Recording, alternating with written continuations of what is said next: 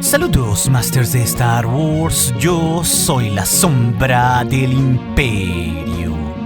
¿Qué? La sombra del Imperio. Hoy, Masters, como cada semana, resolveremos 5 de sus preguntas que me han dejado aquí en YouTube, en Patreon y en el grupo de los Masters de Star Wars en Facebook. Siendo la que titula el video sobre si un clon tenía un hijo, este heredaba el crecimiento acelerado de su padre, la quinta pregunta más importante en este video en la que tendremos un especial enfoque. Así que si tú dejaste un comentario aquí en YouTube o en Patreon y no está en este video, recuerda que siempre recibirás una respuesta personal mía a una pregunta si tienes un rango Sith de los 4 que tengo en Patreon. Y de paso nos ayudarás con tu donación y accederás a nuevos beneficios, como una camisa conmemorativa de la Sombra del Imperio y un ejemplar en físico del cómic de la Sombra del Imperio al servicio de Darth Vader que está en proceso. Y justo aquí quiero agradecer al maestro de los Sith, Jorge Ávila, por acceder a este rango Sith y apoyar todo el proyecto de este canal y su cómic. El enlace, como siempre, estará en la descripción del video. Es así, con esta primera pregunta del día, proveniente de YouTube del Master With Blaze, nos cuestiona por qué la Primera Orden no usó rayos tractores para atrapar a la Resistencia en el episodio 8. Y esto, además de ser una parte importante del guión del episodio 8, Los Últimos Jedi, tiene una importante razón en lo insano mentalmente que está el general Hux, ya que él es quien estaba al mando de la flota de la Primera Orden y cometió varios errores de soberbia durante el episodio 8, desde la batalla de Dakar hasta que la vicealmirante Holdo hizo añicos el Supremacy. No nos olvidemos que hasta el capitán Kennedy de la Primera Orden, quien murió bombardeando la base de la Resistencia en Dakar, consideraba las estrategias de Hux demasiado sui generis y poco pragmáticas porque lo llama como un inepto. Sin embargo, Hux siempre ha sido un personaje sumamente retorcido mentalmente por la larga historia que tuvo de tortura de parte de su propio padre, el comandante Brendol Hux. Básicamente, pues, lo que hizo Hux fue una tortura mental a las raquíticas fuerzas de la Resistencia. Él sabía que no podían escapar y que su combustible se terminaría. Entonces él quiso dar un oscuro mensaje de la superioridad de la flota de la Primera Orden, haciendo un bombardeo continuo para que toda esperanza de la Resistencia se acabara. Por eso, pues, como un error de soberbia, no usó rayos tractores. De hecho, también en la película se menciona que las naves eran mucho más rápidas que la suya, así que simplemente aquello le pareció un juego divertido al general Hux para que en su retorcida psique golpeara fuertemente la moral de la última nave de la Resistencia. Es así que en nuestra segunda pregunta del día, el Master Seth Prime nos cuestiona si acaso Yoda era el único Jedi capaz de bloquear los rayos Sith solo con las manos.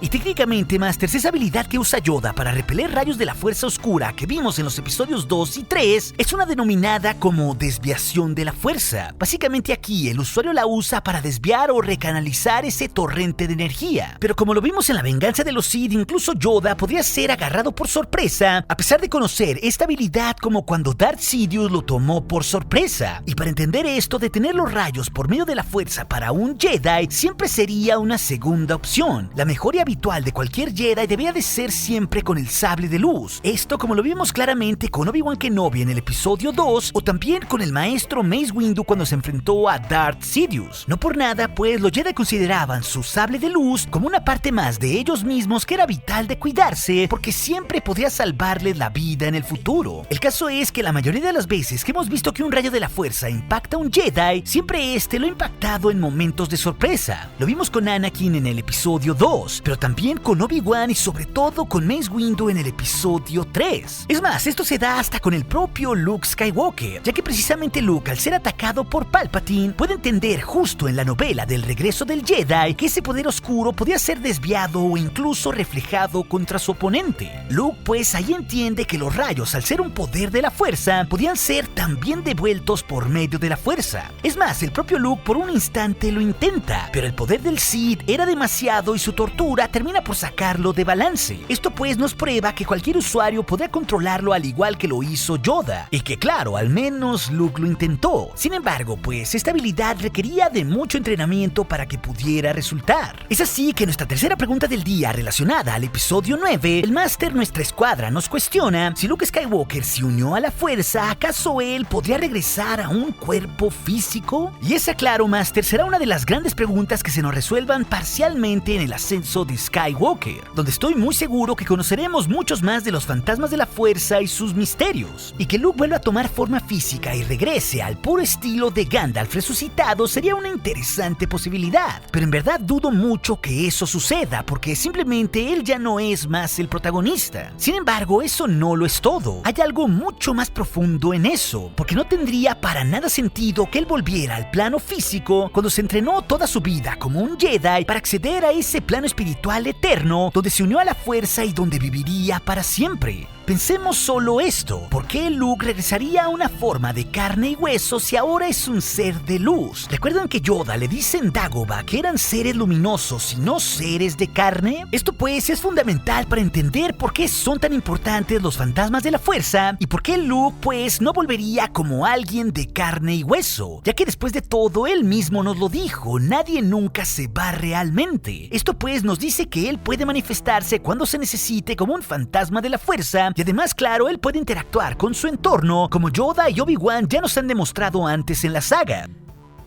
Así que Luke Skywalker ya está en el mayor estado de conciencia que puede alcanzar por medio de la fuerza. Y con lo que ya alcanzó se ha vuelto mucho más poderoso de lo que podríamos imaginar. Por eso pues ya no necesita un cuerpo físico. Es así que nuestra cuarta pregunta del día, el máster Rodrigo Sebastián nos cuestiona qué poderes del lado oscuro podrían usar los Jedi. Y también del lado contrario, cuáles poderes luminosos podrían usar los Sith. Pues a decir verdad, máster, la doctrina y el código de los Jedi era muy claro en cuanto a qué cosas podrían rebasar sus propios límites, ya que jamás ellos usarían un poder de la fuerza que pudiera dañar a alguien. Ellos pues, como nos dice Yoda en El Imperio Contraataca, solo usaban la fuerza únicamente para conocimiento y defensa, nunca para atacar. Esta simple frase explica por qué los Jedi buscaban no desmembrar a sus oponentes, sino desarmarlos cuando usaban sus sables de luz en combinación con la fuerza, y esto muy a diferencia de cómo actuaban los Sith. También pues nos explica por qué jamás hemos visto que un Jedi use siniestros rayos de la fuerza en un individuo, porque simplemente causar el dolor en los demás no era lo que debían hacer, eso era algo oscuro. Aunque claro, está ese caso de ese Luke en entrenamiento, la primera vez que lo vimos en el regreso del Jedi, que para quitarse a 2 Gamorreans de encima, él usa algún tipo de estrangulamiento de la fuerza similar al que usaba Vader. Y así Skywalker hace que los Gamorreans se quiten de ahí y lo dejaran pasar directamente con Jabba el Hutt. Esto pues solo es un ejemplo, pero sin duda también era mucho más fácil que un Sith usara poderes de la luz para ayudarse a sí mismo, a diferencia de que un Jedi usara poderes oscuros como los que les acabo de mencionar, ya que por ejemplo un Sith podría usar poderes luminosos como para curarse a sí mismo en un dado momento, pero también habría muchos poderes que podría usar tanto un Jedi como un Sith que serían un tanto más neutrales y que su uso pues no quiere decir que un Jedi se estuviera pasando al lado oscuro o que un Sith hacia el lado luminoso.